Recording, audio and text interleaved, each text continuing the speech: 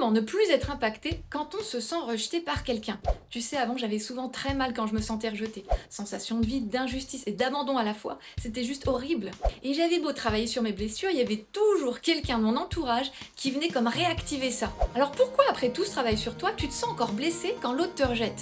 La réponse est simple. La vie n'est pas injuste avec toi. Elle veut juste t'ouvrir les yeux. Et oui, souvent on comprend pas les messages qu'elle nous envoie. Alors elle tape plus fort et elle nous envoie des situations bien douloureuses. Parce que la souffrance, mine de rien, c'est souvent un puissant moteur pour nous ouvrir les yeux, passer à l'action et nous faire évoluer.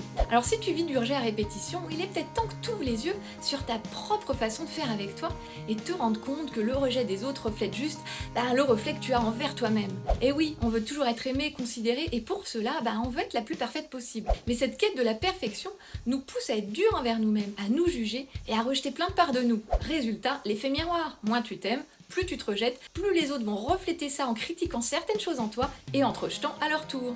Il est temps que tu sois enfin juste avec toi-même et que tu t'aimes et t'acceptes comme t'aimerais que les autres le fassent avec toi. Tu sais, moi, depuis que je m'aime et que je me respecte de manière inconditionnelle, le rejet a complètement disparu de ma vie. Alors dis-moi en commentaire, est-ce que tu avais déjà remarqué à quel point tu pouvais te rejeter? Es-tu prête à changer ton regard sur toi pour vivre enfin une vie beaucoup plus douce?